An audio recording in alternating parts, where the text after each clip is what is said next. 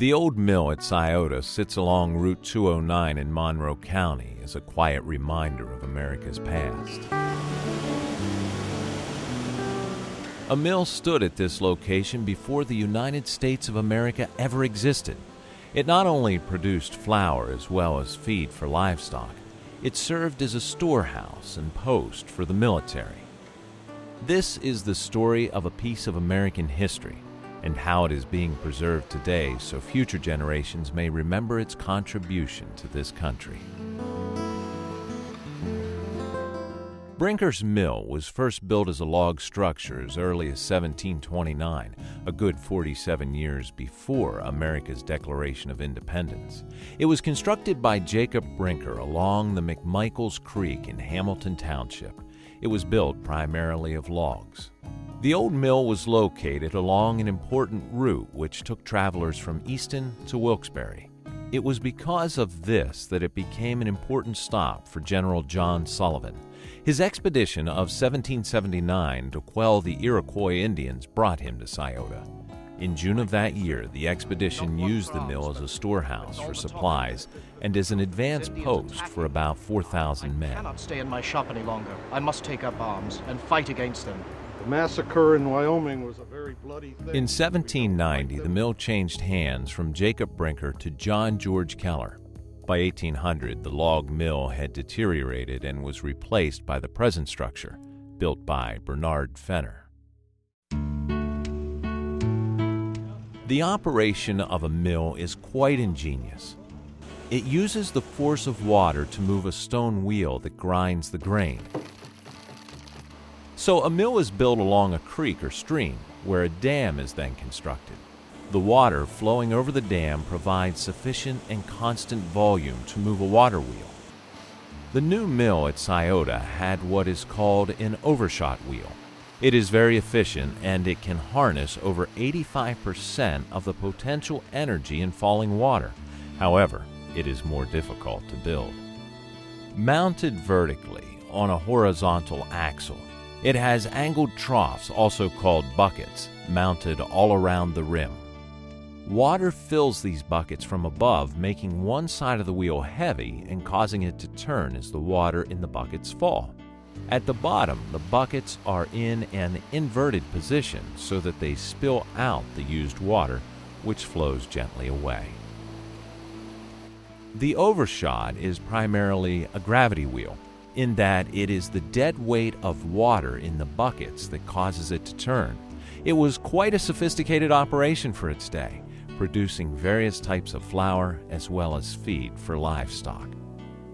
Eventually, the overshot wheel had to be replaced. Flooding rains in the summer of 1935 damaged the mill. The wheel was replaced with a turbine.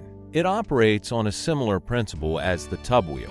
The turbine is composed of numerous doors on hinges that allows the miller to open the doors at varying degrees, allowing as much water as he wants to pass through the turbine. The more water he releases into the turbine, the faster the shaft will turn. Wooden water wheels consistently had to be repaired. Rotten wood had to be replaced. The turbine required virtually no maintenance, and it was efficient and powerful. Today, a breast-shot water wheel is installed at the old mill for historical and demonstration purposes. The mill owner was a prominent person in the community. He would often barter or trade his services with customers. For example, he may exchange food or clothing for flour or feed. This is what life at the old mill in Sciota may have been like in the early 1900s.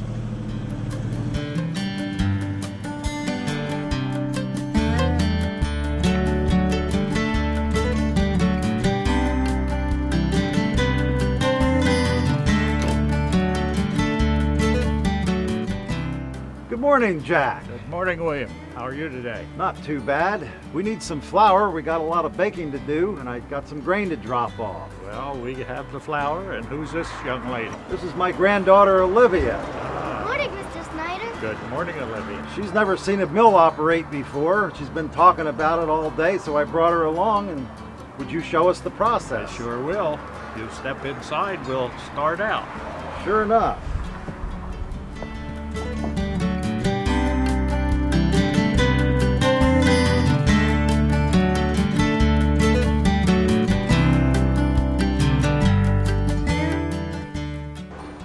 William and Olivia, you wanted to see how this is done?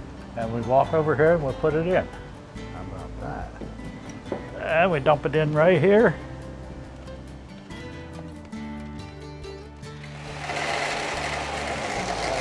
Right down in there.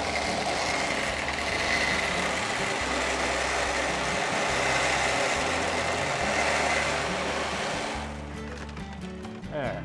Now, after the grain is ground, it comes out through here and goes in these bags, and then you can go outside and wait for it or whatever. We're going to go downstairs now and wait for our flour and our grain to get ground. All right, we'll see you downstairs. All right.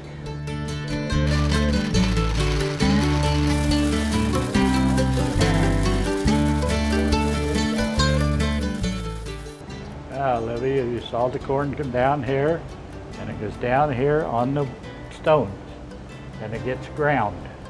The stones go around, gets ground, and then it goes from there down to the basement, all the way down, and then it goes up the elevator, up to the top, and down, and in the bags like we saw up there. Oh, that's something. Jack, where do these stones come from? Those stones came from France on a sail ship and a ballast for a sailor. Wow, they're pretty old then. Yet older than me. And I see this is a separate floor. It looks like it's on a separate floor. Well, that's raised up on account of the vibration, so it don't vibrate the old mill apart. Oh, well, that's something. Yeah.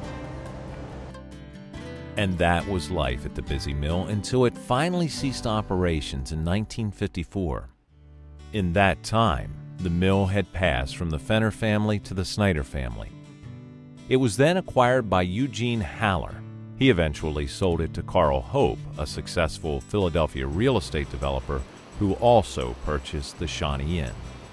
In 1974, Hope and his wife gave it to Hamilton Township with the stipulation that it be used for historical, cultural, and governmental purposes. In 1976, the mill was placed on the National Register of Historic Places. Hamilton Township received a sizable contribution from the Robacker estate in 1989 for the restoration of the mill. Additional improvements have been made to make the experience of the old mill at Sciota more enjoyable for the public. A piece of local history, a piece of American history.